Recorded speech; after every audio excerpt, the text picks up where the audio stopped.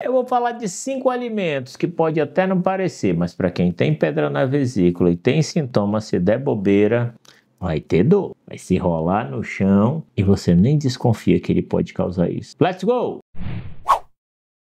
Sou o Dr. Márcio Fernandes, cirurgião geral e cirurgião de cabeça e pescoço. E esse canal é destinado ao mundo da cirurgia, curiosidade, até fuxico. Pessoal, quando a gente fala de pedra na vesícula, eu tenho vídeos explicando o mecanismo da dor da pedra na vesícula, que não é nada mais, nada menos do que a pedra que entope a vesícula e ela se contrai e gera a dor. Mas o que faz a vesícula se contrair? É alimento, porque ela precisa ajudar na digestão. Só que tem um alimento específico que faz a vesícula se contrair com mais força do que outro. E esse é o alimento gorduroso. Eu não estou falando aqui, pessoal, da qualidade do alimento. Porque às vezes eu já vi um paciente desesperado falar: mas doutor, eu troquei o óleo, agora eu como azeite, que é uma gordura boa, e eu tenho crise. Mas não tem a ver com a qualidade da gordura. Tem a ver com o fato de ser gordura. Se é gordura, a vesícula precisa trabalhar. Se ela precisa trabalhar, ela precisa se contrair. Se a pedra entupir, dor. Consigo entender? E, consequentemente, o que leva o paciente a se enganar com esse tipo de alimento é justamente por ele achar que, por ele ser benéfico,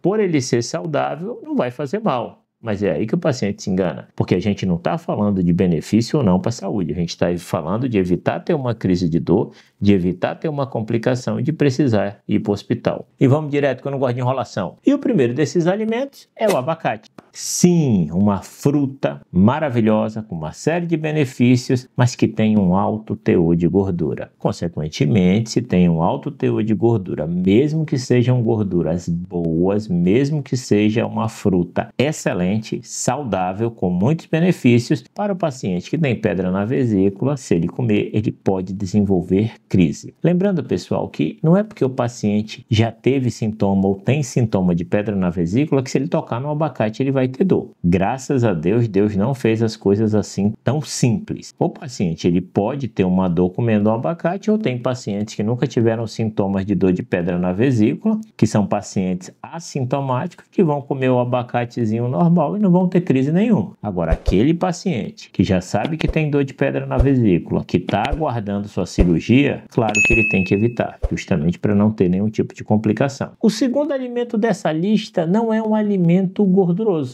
mas é um alimento que volta e meia entra como queixa de dor para um paciente que tem pedra na vesícula, e esse alimento é a banana. Só que a banana, pessoal, se vocês forem olhar a tabela nutricional da banana, a quantidade de gordura da banana é praticamente desprezível. E tem pessoas que têm pedra na vesícula, que comem banana normalmente e nunca vão ter sintoma nenhum, porém tem outros que, se tocar na banana, a banana fruta, a dor vem. E aí, pessoal, que entra uma grande questão quando a gente orienta os pacientes. Além de a gente falar para o paciente que tem que evitar alimentos gordurosos, a gente sempre fala para o paciente que tem pedra na vesícula e tem sintoma de dor, criar um diário alimentar. E o que é esse diário alimentar? É justamente ele catalogar os alimentos que teoricamente não teriam problema para ele, por não ter excesso de gordura, mas que causam dor ou desconforto para esse paciente. Que é esse caso. Se você olhar, banana tem gordura? Não.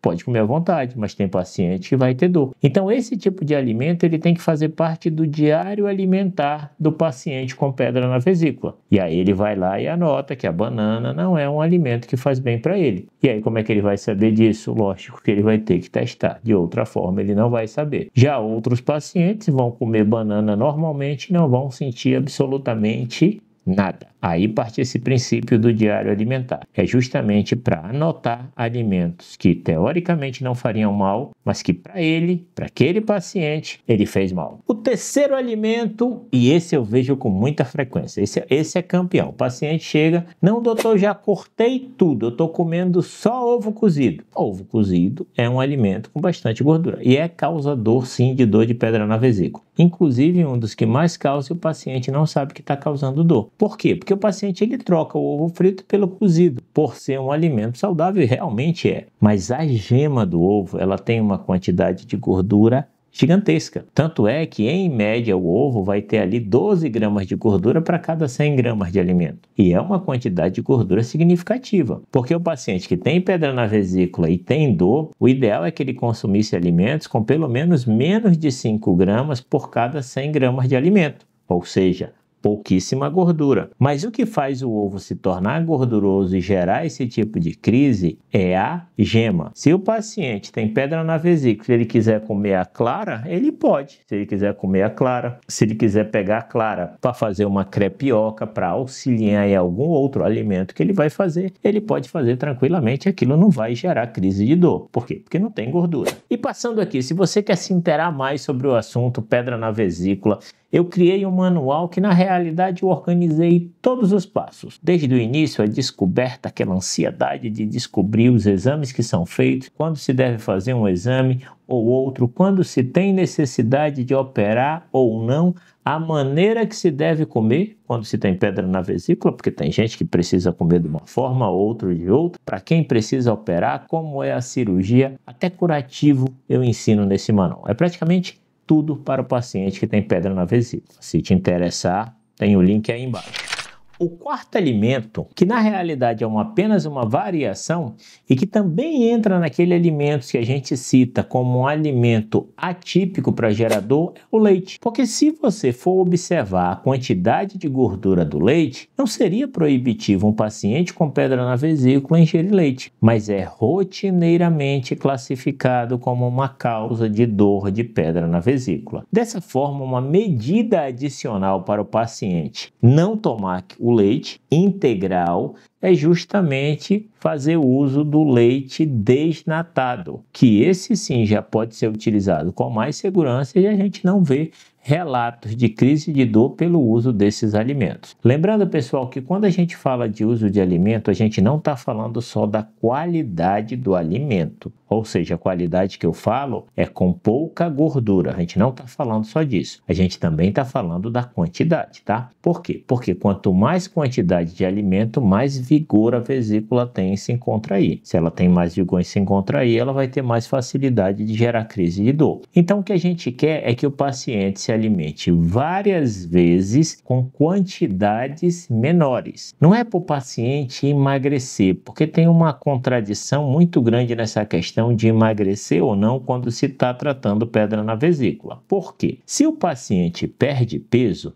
isso é bom para quem tem pedra na vesícula. Diminui os sintomas, diminui a chance de ter novas crises. Mas se ele emagrece demais, por exemplo, mais de 1 quilo por semana, isso já aumenta a formação das pedras, aumenta o risco dele ter mais crises, então piora a situação dele. Então, nem muito nem pouco, você tem que estar ali no meio termo na balança. Então, o leite troca para desnatado. E o quinto alimento é uma forma de preparo. É você pegar um alimento que é gorduroso e preparar ele de outra forma, achando que aquilo mudou a constituição daquele alimento. Vou dar um exemplo. Se você pegar um peito de frango, você vai perceber que a quantidade de gordura dele para cada 100 gramas de alimento é mínima, é pequena, é pouca.